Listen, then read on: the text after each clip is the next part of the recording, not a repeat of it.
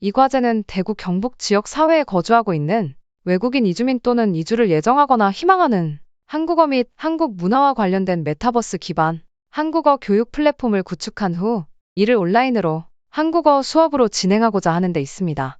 이는 오프라인 교육장에 모이지 않아도 언제 어디서나 실제감이 높은 한국 문화와 한국어 교육을 바탕으로 외국인의 한국 정주에 대한 성과를 높이기 위함입니다. 이 과제는 메타버스 기반 한국어 교육 플랫폼입니다.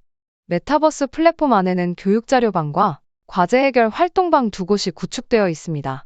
교육자료방에는 메타버스 학습방, 자료활용방, 한국어 교육 학습방이 있습니다. 메타버스 기반 한국어 교육 플랫폼은 e-learning 콘텐츠로 제작된 동영상 자료를 기반으로 교수자와 학습자가 실시간으로 만나는 한국어 교육 시스템을 구성함으로써 이주민, 특히 외국인 유학생의 유학준비, 한국생활, 대학생활, 지역사회 정주 등 체계적 교육이 이루어지도록 구성하였습니다. 메타버스 기반 한국어 교육 강의 내용은 우리 지역 사회의 적응과 정주에 실질적으로 필요한 한국어와 한국 문화를 한국어 및 한국 문화 영역을 중심으로 구성하였습니다. 아울러 실제적 한국어 교육에 앞서 메타버스 수업 전 메타버스 이해와 활용법을 학습한 후 한국어 교육을 시작한다. 한국어 교육은 단계별 한국어 교육을 진행하며 총 10주차 과정 총 60강 각 30분의 수업을 진행합니다. 한국어 교육 과정은 외국인 이주민, 특히 외국인 유학생들의 이주 단계에 맞게 총 3단계로 이주 준비 한국어 교육 단계, 이주 한국어 교육, 지역사회 정주 한국어 교육 단계로 구성하여 이주민들의 생애를 고려하면서 그리고 학습의 흥미와 현장성을 고려하여 내용을 구성하였습니다. 더불어 이주민이나 외국인 유학생의 한국어 기본 능력을 신장시키기 위한 기초 한국어, 유학생들의 대학 생활 적응을 위한 알면 좋아요 e-learning 콘텐츠와 이주민의 지역사회 조기 정주를 돕기 위한 e-learning 콘텐츠를 제작하여 메타버스 교육자료방에 탑재하였습니다. 지금까지 지역사회 이노베이션 아카데미 한국 정주를 위한 한국어 교육 콘텐츠 개발 대구 경북 지역 이주민 대상 과제 안내였습니다. 그럼 본격적으로 수업에 들어가 보도록 하겠습니다. 감사합니다. 안녕하십니까. 오늘은 지역사회 정주, 지역민의 삶에 대해 공부해 보도록 하겠습니다. 제29강 지역민의 삶, 첫 번째 한국인의 사고방식, 두 번째 의례 및 언어생활 어휘, 세 번째 한국어 문법 활동, 네 번째 과제 해결 활동입니다.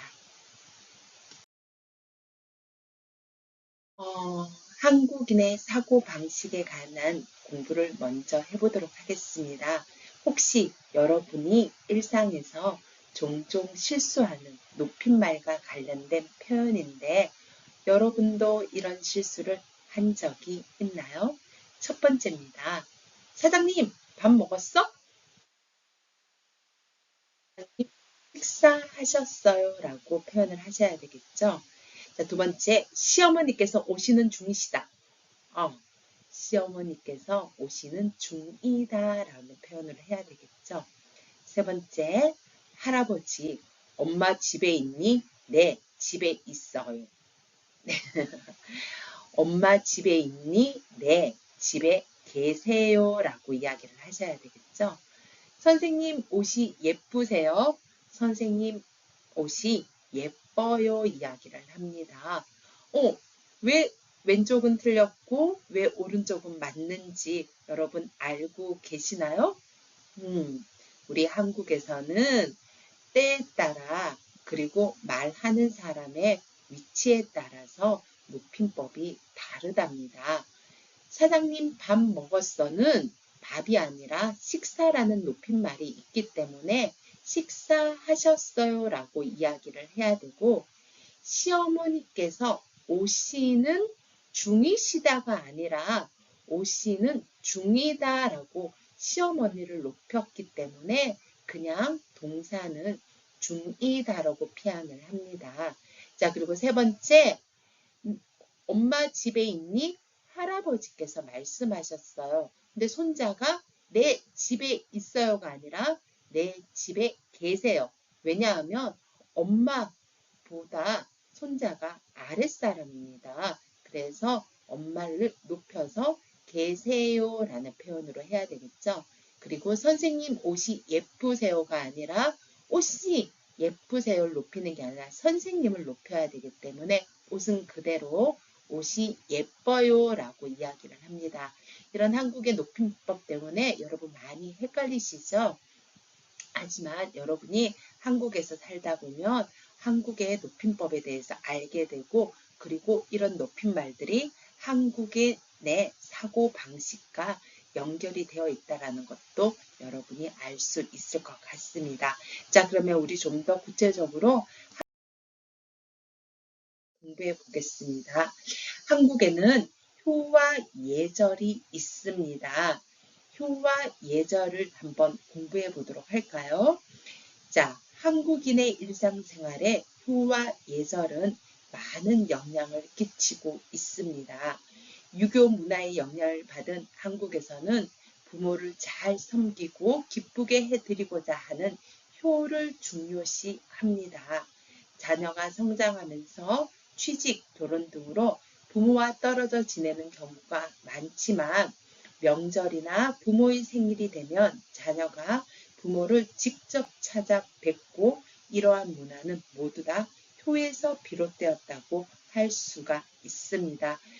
여러분 나라에도 부모님을 사랑하는 마음들이 아주 클 겁니다. 그런데 한국에서는 어느 나라 못지않게 효에 대해서 중요하게 여긴답니다. 그래서 부모님을 잘 섬기고 기쁘게 해드리고자 하는 마음들이 효라고 이야기하고 그것을 중시 여기고 있는 것이 한국인의 사고방식이라고 할 수가 있습니다.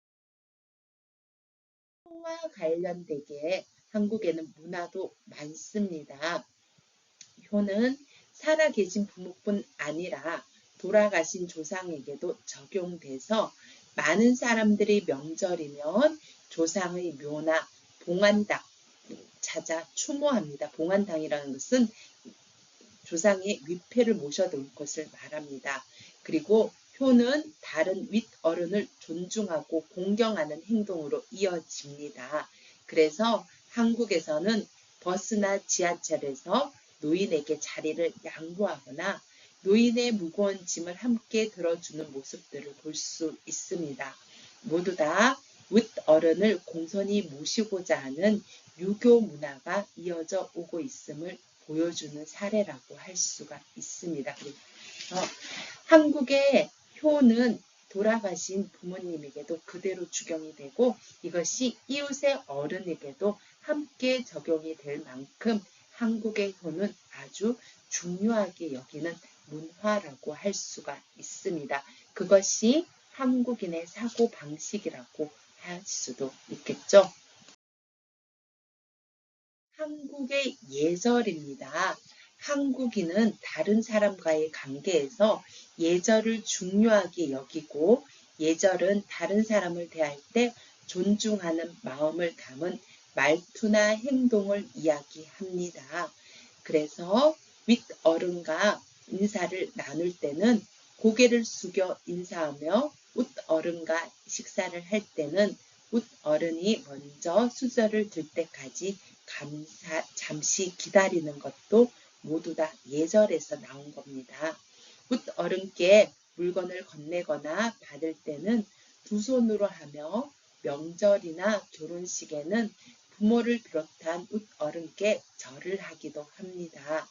그리고 어떤 사람을 처음 만났거나 공적인 자리에서는 높임말을 사용하며 어릴 때부터 가정에서도 학교에서도 높임말을 가르치도록 되어 있습니다.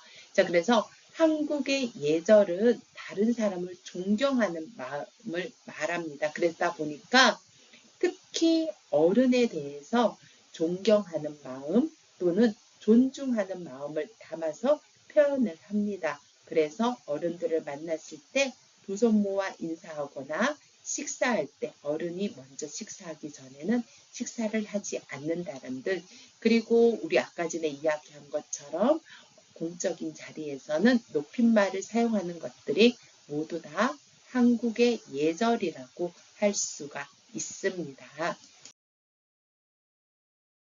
또한 한국에서는 공동체의 어떤 삶들도 중요하게 여기고 있습니다. 그래서 공동체와 연고를 아주 중요하게 여기는데요. 어떤 것들이 있는지 한번 볼까요? 한국인은 우리라는 표현을 자주 사용하는데 이는 과거 농경 사회에서 만들어진 공동체 의식과 관련이 깊습니다.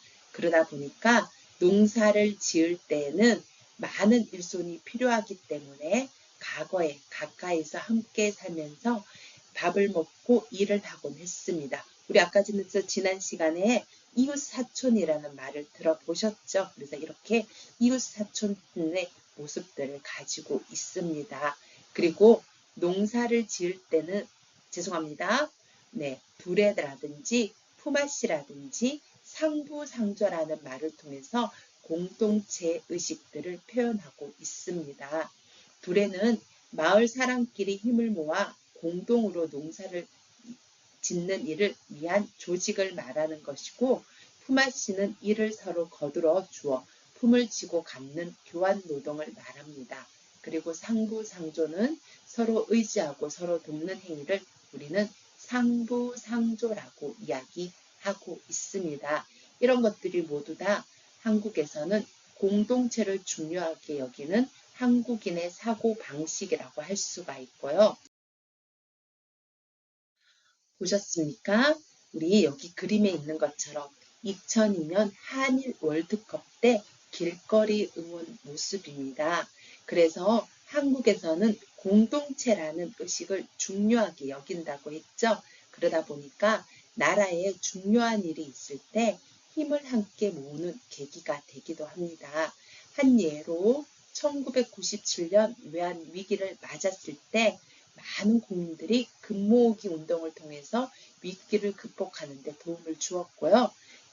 아까 전에 이야기한 것처럼 2002년 월드컵 축구 때 수백만 명이 모여서 길거리 응원을 했던 것을 시작으로 국가적인 스포츠 경기가 있을 때마다 많은 사람들이 대규모로 운동하는 것들이 모두 다 한국인의 사고방식 속에 있는 공동체 의식이라고 할 수가 있습니다.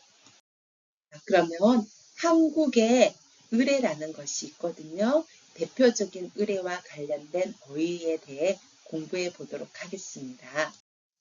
자, 우리 결혼 의례입니다. 우리 결혼과 관련 어휘는 연애하다, 선을 보다, 중매결혼, 이혼하다, 결혼하다, 약혼하다, 연애결혼 등이 있습니다. 자, 이런 것들은 여러분이 사전을 통해서 충분히 찾아볼 수 있을 것 같습니다. 다시 한번 읽어볼게요.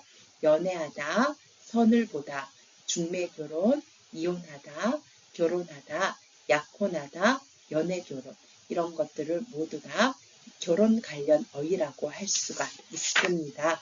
자, 그럼 한국의 결혼식에 대한 이야기들을 한번 볼까요? 자, 결혼식장입니다. 결혼식장에 결혼을 하는 신랑과 신부입니다. 그리고 우리 신랑과 신부를 축하해 주러 오는 사람들을 뭐라고 이야기한다? 하객이라고 이야기를 합니다. 자, 그리고 우리 결혼에서는 그 순서를 맡은 사람을 사회자라고 이야기를 하고 그리고 그 사회자 말고도 주례라는 사람을 통해서 그 결혼식에 좋은 말씀을 우리 전달해 듣도록 합니다. 그래서 이 모든 것들이 한국의 결혼식과 관련된 어휘입니다. 자, 그리고 축의금을 내고 피로연을 하고 패백을 하다도 한국의 결혼식장과 관련된 어휘입니다. 축의금은 축하하는 내는 돈이고요. 피로연은 결혼식이 끝나고 나서 신랑 신부들이 준비한 음식을 먹는 것을 말합니다. 그리고 패백을 하다입니다. 패백은 신랑과 신부가 시댁의 가족들에게 인사를 드리는 것을 패백을 하다라고 이야기를 하고 있습니다. 한국에서는 이렇게 한복을 입고 신랑의 부모들 또는 신랑의 친척들에게 인사를 하는 것을 패백을 하다라고 이야기를 합니다. 자, 그리고 여기 그림에 있는 것처럼 우리 지금 아마 신랑의 아버지가 지금 뭘 던져줍니다. 여러분 이 이야기 아시나요? 우리 밤이나 대추를 던져주면서 이야기합니다. 아들, 딸 많이 낳아라고. 그래서 우리 밤과 대추는 자녀를 상징하거든요. 그래서 신랑 신부가 결혼을 해서 다산을 우리 기원할 때 이렇게 밤과 대추를 던져주는 행동도 하고 있습니다. 자, 그러면 좀 더 구체적으로 이번에는 한국의 장례식과 관련된 어휘에 대해 공부해 보도록 하겠습니다. 혹시 여러분은 한국의 장례식장에 가본 적이 있나요? 자, 결혼식은 결혼식장에 하는 것처럼 이렇게 한국에서는 이제 사람이 죽었을 때 장례식장에서 이렇게 장례식을 치르고 있습니다. 자, 그러면 우리 선생님이 이야기한 것처럼 사람이 죽었을 때 의례를 치르는 곳을 장례식장이라고 이야기를 하고요. 그리고 그 사람이 이렇게 있는 곳, 죽은 사람이 있는 곳을 우리는 빈소라고 이야기를 합니다. 자, 우리 죽은 사람은 이제 죽은 사람으로 이야기하지 않고 고인이라는 단어를 씁니다. 고인. 그리고 우리 고인의 사전을 우리 영정이라고 이야기를 합니다. 고인의 사진을. 자, 그리고 이렇게 죽은 사람, 그러니까 장례식장에 찾아오는 사람들을 우리는 조문객이라고 하고 그 하는 행동을 조문하다라고 이야기를 합니다. 아까 전에 결혼식장에서 축하하는 돈을 축의금이라고 얘기했다면 장례식장에서 슬픔을 위로하는 돈을 조의금이라고 이야기를 합니다. 자, 그리고 장례식장에 가면 그 고인과 관련된 가족들이 있습니다. 그 가족들을 우리는 상주라는 단어를 쓰고요. 그리고 그 가족들에게는 상을 당하다라는 표현으로 이야기를 하고요. 그리고 우리 장례식장에서는 모든 사람들이 까만색 옷이나 흰 옷을 입고 있습니다. 그것을 상복을 입다라고 이야기를 합니다.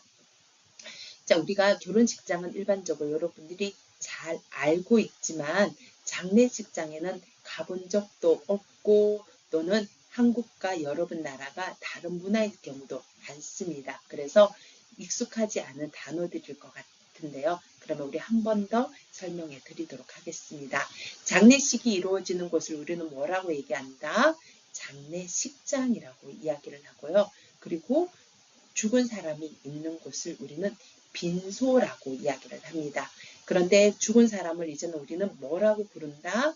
고인이라고 이야기를 하고 돌아가신 분의 사진을 우리는 영정이라고 합니다. 그리고 장례식장에 오는 사람들을 우리는 조문객이라고 하고 그런 행동들을 조문하다라고 이야기를 합니다. 그리고 장례식장, 그러니까 슬픔을 위로하기 위해서 내는 돈을 조의금이라고 이야기를 합니다. 그리고 돌아가신 분의 가족들을 상주라는 단어를 쓰고요. 그분들은 상을 당하다라고 이야기합니다. 그리고 상주가 입은 까만색 옷이나 흰 옷들을 뭐라고 한다? 상복을 입다라는 표현으로 이야기를 합니다. 자, 그리고 한국에서는 돌아가시다, 사망하다, 임종하다라는 말들이 모두 다 죽다라는 의미와 비슷한 의미입니다. 자, 그런데 우리 죽다, 그러니까 돌아가시다, 사망하시다, 임종하다가 여러 가지 표현으로 이야기를 합니다. 숨을 거두었다, 숨졌다, 눈을 감다, 땅에 묻히다, 세상을 뜨다, 잠들다, 이승을 하직하다, 이런 것들도 모두 다 죽음, 죽다와 관련된 어휘입니다. 자, 이거 말고도 사람에 따라서 또는 종교에 따라서 다르게 이야기를 하는데요. 우리 한번 여러분이 알아두시면 될 것 같습니다. 임금님이 돌아가셨어요. 그때는 붕어 또는 승하라는 단어를 쓰고요. 사회적으로 존경받는 사람이 돌아가셨어요. 그것 때는 서거 또는 타계라고 합니다. 그리고 윗사람이 돌아가셨어요는 별세 또는 작고라고 하고요. 영혼이 잠들다 그러니까 장래 49일 이후에는 영면이라는 단어로 쓰고요.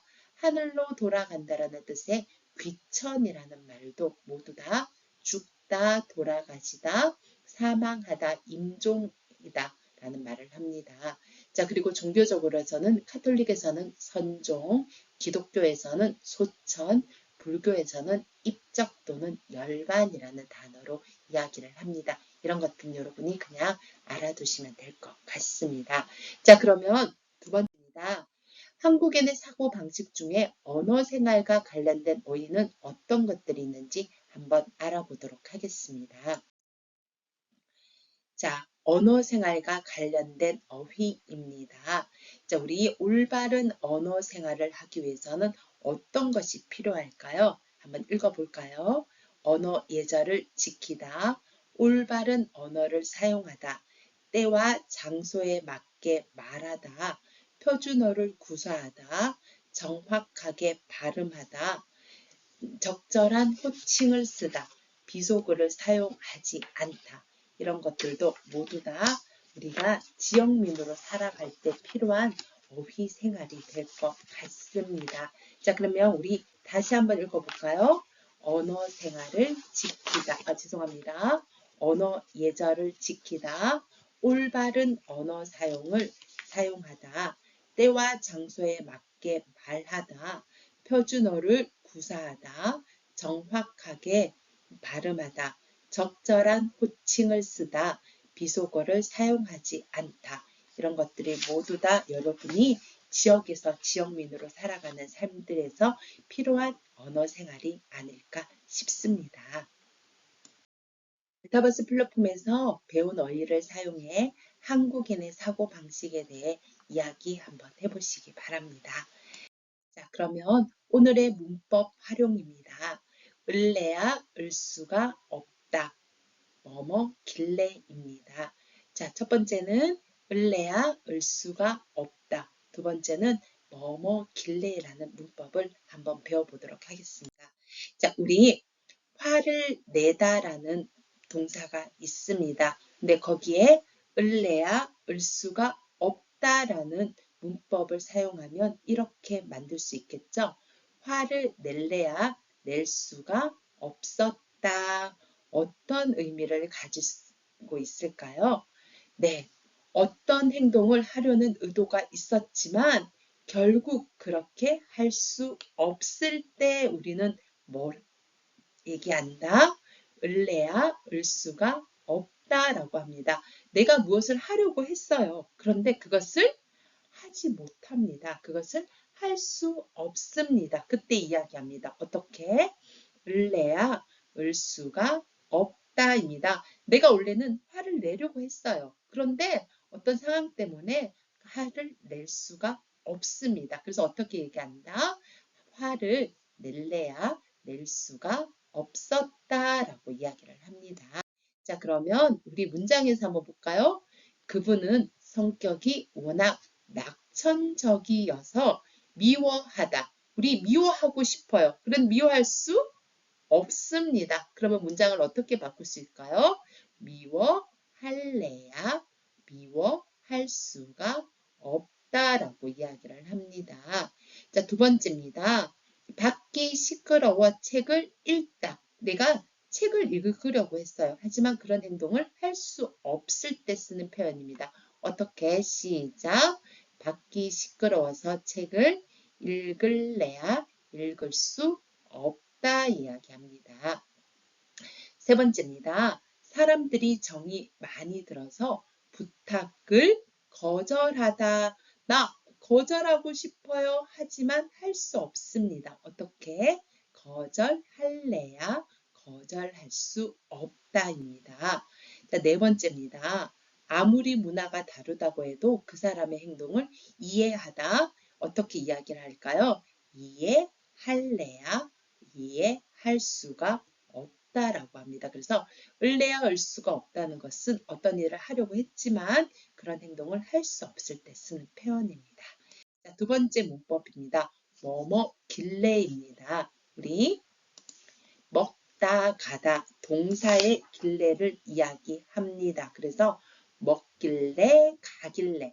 자, 어떤 의미를 가지고 있냐면 뒤에 오는 문장에서 한 행동의 원인이나 이웃을 나타낼 때 쓰는 표현입니다. 자, 우리 문장에서 한번 볼까요? 전화를 안 받다 집으로 찾아왔어요. 자, 집으로 찾아온 원인이나 이유를 이야기합니다. 어떻게? 전화를 해도 안 받길래 집으로 찾아왔어요 라고 이야기를 합니다. 그래서 집으로 찾아온 행동의 원인이 전화를 해도 안 받길래 라는 이유가 됩니다. 그래서 길래는 어떤 행동의 원인이나 이웃을 이야기합니다. 자, 그럼 우리 문장을 통해서 한번 볼까요? 부모님께 얼마나 땡땡땡 수학여행도 못 갔어요. 자, 수학여행도 못 간 이유가 있겠죠. 어떻게 해야 한다?